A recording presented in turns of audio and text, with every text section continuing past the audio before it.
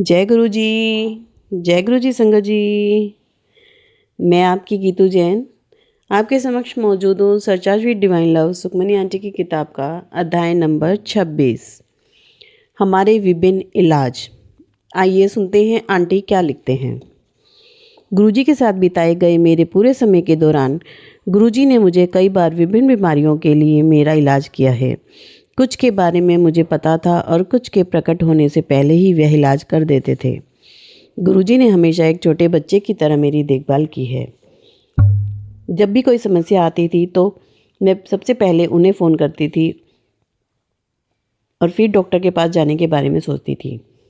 10 में से 9 बार वह मुझे खुद ही ठीक कर देते थे, क्योंकि उन्हें पता था कि मुझे डॉक्टरों के पास जाना पसंद नहीं है। मैंने पान के पत्तों से हज़ारों बार इलाज करवाया है। कई बार उनके चम्मच के इलाज करवाए जिसे वह अपना स्टेथोस्कोप कहते थे, और गेहूं के आटे के पेड़े से भी उपचार करवाया है। मेरे कई उपचार तब भी हुए जब मुझे और माँ को दोपहर में गुरुजी के साथ लंबी ड्राइव पर ले जाया गया। जब वह अपनी दाढ़ी बनाने जाते थे, वे अक्सर कहते थे कि तू नवंबर में पैदा हुई है ना। नवंबर वाले हमेशा बीमार रहते हैं। मैं दूसरों के बारे में नहीं जानती, लेकिन मेरे लिए यह बिल्कुल सच था। मुझे याद है जब गुरुजी दिल्ली में थे, मेरे शरीर पर एक एक करके बड़े बड़े दर्दनाक फोड़े निकलने लगे। हर बार जब एक कम होता तो मुझे दूसरे से विकसित होने के संकेत दिखाई देते। मैं भागकर दिल्ली गई और गुरुजी को फोड़ों के बारे में बताया, और पहली बार उन्होंने मेरी पीड़ा पर कोई ध्यान नहीं दिया। हर कोई देख सकता था कि मैं बहुत पीड़ा में हूँ, लेकिन गुरुजी मुझे पूरी तरह से इग्नोर कर देते थे। एक बार दिल्ली से चंडीगढ़ वापस जाते समय मेरे पेट पर फोड़ा हो गया, जिससे इतनी तकलीफ़ थी कि मैं कार में भी नहीं बैठ पाई। जब मेरी माँ पिछली सीट पर लेटकर मेरे लिए यात्रा की व्यवस्था कर रही थी, गुरुजी ने किसी को एक क्रीम के साथ पार्किंग में स्थल पर भेजा। गुरुजी ने दिया है और बोला है कि सुखमनी को बोलो पेट पे लगा ले, ट्रैवल कर पाएगी। मैंने वैसा ही किया जैसा उन्होंने मुझसे कहा था, और मेरा दर्द इतना कम हो गया कि मैं घर वापस जा सकी। मैं इस बात को लेकर बहुत उलझन में थी कि गुरुजी मेरी समस्या के बारे में सीधे मुझसे बात क्यों नहीं कर रहे हैं, लेकिन मुझे एहसास हुआ कि ऐसा कोई कारण होगा, और मैंने ना पूछने ही बेहतर समझा। मुझ पे कुल 12 फोड़े हुए। पहले प्रत्येक की तुलना में अधिक दर्दनाक था, और अजीब बात यह थी कि गुरुजी ने माँ से कहा कि मुझे कोई दर्द निवारक दवाई नहीं लेनी है और मुझे दर्द सहना है। मैं चुपचाप कद सहा और गुरुजी के कहे अनुसार कोई दर्द निवारक दवा नहीं ली, दर्द सहन किया। जब मेरा 12वां फोड़ा ठीक होने वाला था, गुरुजी ने मुझे दिल्ली बुलाया। कई महीनों में पहली बार उन्होंने मुझसे मेरे फोड़े के बारे में बात की और मुझसे पूछा कि मैं कैसा महसूस कर रही हूँ।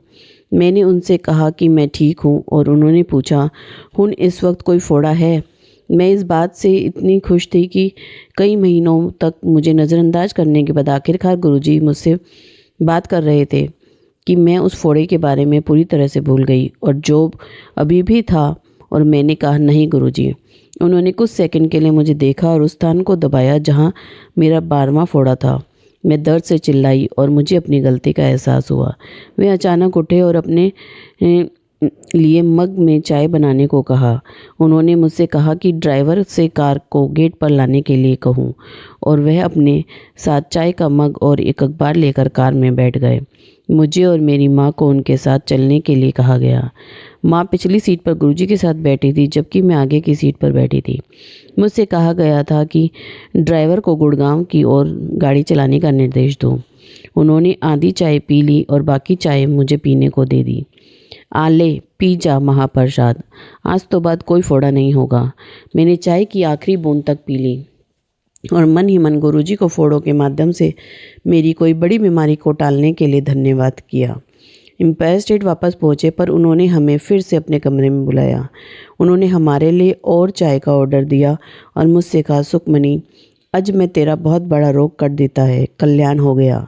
मुझे फोड़ों से पीड़ित करके उन्होंने एक गंभीर बीमारी से बचा लिया, जिसका मुझे ना तो पता था और ना ही मेरे शरीर में इसके प्रकट होने का मुझे आभास था। 2005 में मैं कुछ मसलों को लेकर तनावग्रस्त थी और मुझे अनिद्रा की समस्या हो गई। मैं 3 रातों से सोई नहीं थी और बहुत अस्वस्थ महसूस कर रही थी। गुरुजी ने मेरी माँ को फ़ोन किया और हमें तुरंत दिल्ली आने के लिए कहा। रास्ते में दिल्ली के करीब ड्राइवर ने रेडियो चालू किया और उस पर कार्यक्रम चल रहा था। वक्ता अवसाद यानी डिप्रेशन के शुरुआती लक्षणों की पहचान करने के लिए मुख्य बिंदु बता रही थी, और जैसे ही वह उन्हें सूचीबद्ध करने लगी, मैंने मानसिक रूप से सभी की जांच की। मैंने अपनी माँ से कहा कि मुझे लगता है कि मुझे डिप्रेशन है। एम्पायर स्टेट पहुँचने पर गुरुजी ने तुरंत मेरी माँ को अंदर बुलाया और कुछ मिनटों के बाद मुझे भी अंदर आने को कहा। जैसे ही मैं प्रवेश किया, गुरुजी हंसे और बोले, क्यों फिर सुखमनी, डिप्रेशन है तैनू? और वह मुझ पर हंसते रहे। मैंने अपनी माँ की ओर देखा और सोचा कि उन्होंने गुरुजी से कुछ कहा है, लेकिन उन्होंने कुछ नहीं कहा था। मैंने गुरुजी से कहा कि रेडियो पर कार्यक्रम के अनुसार मुझे लगता है कि मैं डिप्रेशन में हूँ। वे कुछ और हंसे और माँ को मालिश के लिए थोड़ा तेल गर्म करने का आदेश दिया। जैसे ही वे तेल गर्म लेकर आईं, उन्होंने मुझसे उनके सिर की मालिश करने के लिए कहा। चल फिर डिप्रेशन दूर करिए तेरा। और फिर वह भी अधिक हंसे। मैंने लगभग आधे घंटे तक उनके सिर की मालिश की और पूरी तरह बेदम हो गई। आखिरकार वह उठे और नहाने के लिए अंदर चले गए। बाहर आने के बाद उन्होंने अपनी टी-शर्ट और नाइकी शॉर्ट मेरी गोद में फेंक दी और कहा, चल ले प्रसाद बन गया, पा लिया कर। मैं हंसी और कहा, मैं शॉर्ट्स पहनने के लिए बहुत मोटी हूँ और मैं इसे अपने पास रखूँगी। उस रात उन्होंने हमें किसी के साथ ठहराया था और अब मुझे चिंता थी कि क्या मैं सो पाऊँगी। मैं उन लोगों में से हूँ जो लाइट जलाकर या कमरे में जब लोग बातें कर रहे हों तो नहीं सो सकती।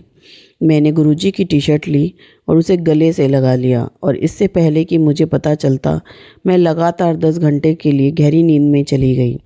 अगली सुबह मैं पूरी तरह तरोताज़ा और सक्रिय महसूस कर उठी। मुझे फिर कभी नींद की कोई समस्या नहीं हुई। एक दिन एम्पायर स्टेट में उन्होंने मुझसे कुछ गेहूं का आटा गूँथ कर लाने को कहा। जैसे ही मैंने उनको आटा दिया, उन्होंने मुझे लेटने के लिए कहा। उन्होंने आटा मेरे पेट पर लगाया और मुझसे कहा, जब तक मैं मुझसे ना कहें कि मैं ना उठूं। घंटों बीत गए। गुरुजी उठकर अपने आसन पर बैठ गए और फिर भी उनकी ओर से कोई संदेश नहीं आया। मैं अब उनके कमरे में फर्श पर बिल्कुल अकेली लेटी हुई थी और मुझे लगा कि वह मेरे बारे में भूल ही गए हैं। मैं अब वॉशरूम जाना चाह रही थी, इसलिए लगातार उनसे मुझे उठने के लिए कह रही थी। कुछ ही मिनटों में मेरी माँ कमरे में आई और कहा, गुरुजी ने तुम्हें अब उठने के लिए कहा है। उन्हें देखकर मुझे बहुत राहत मिली। अगले दिन उन्होंने फिर मुझसे कुछ आटा लाने को कहा। जैसे ही मैं आटा लेकर कमरे में दाखिल हुई, उन्होंने मुझसे कहा, वॉशरूम जाना है तो अभी जाके आ, कल की तरह मुझे तंग ना करी।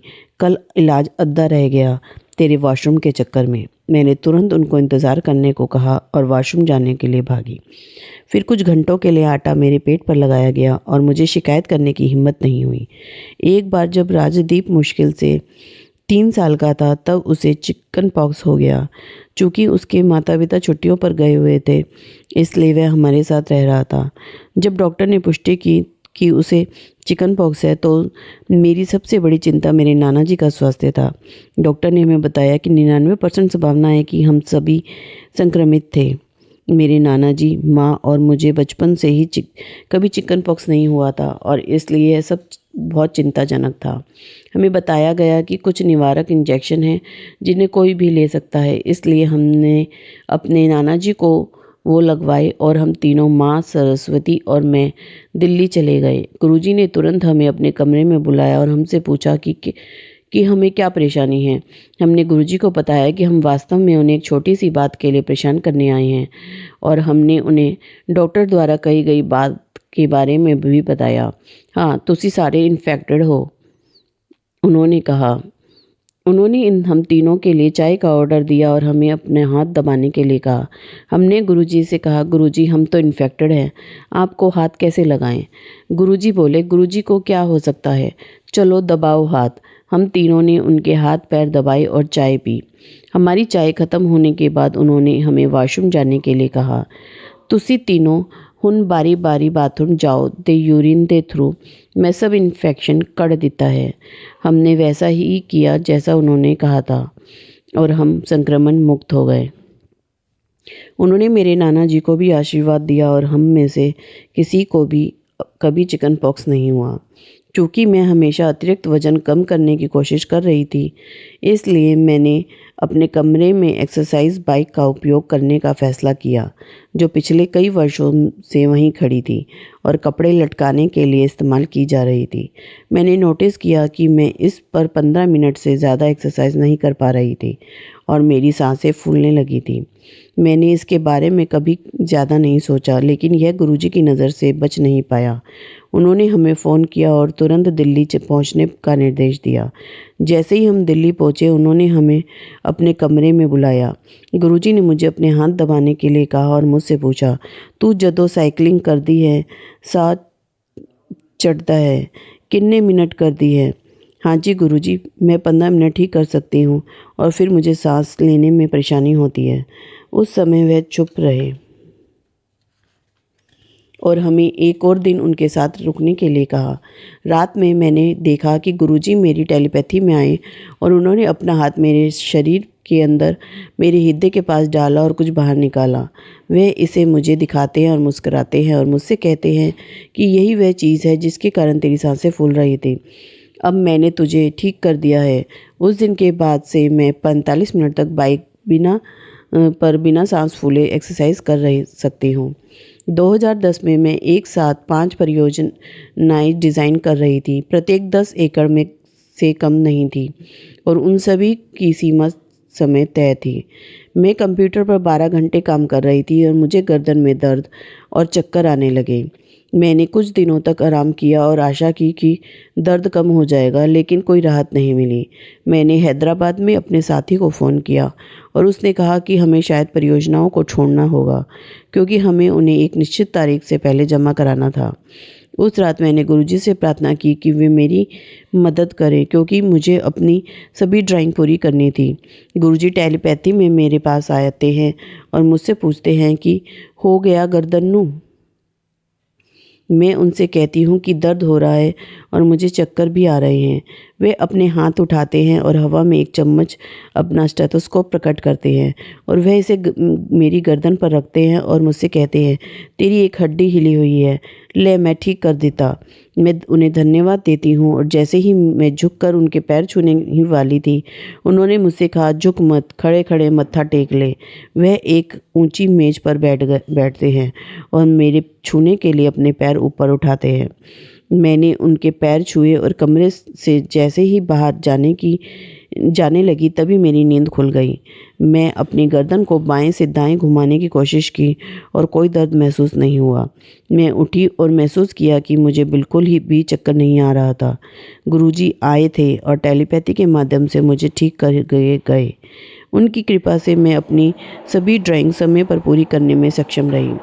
कई बार अब भी आते हैं और टेलीपैथी के माध्यम से हमारा इलाज करते हैं। एक बार मेरी माँ को गैस्ट्रिक की समस्या थी और गुरुजी टेलीपैथी में मेरे पास आए और मुझसे कहा, तेरे फ्रिज विच एक कटोरी तोरी दी सब्जी पई है, ओह माँ ने खिला दे, ठीक हो जाओगी।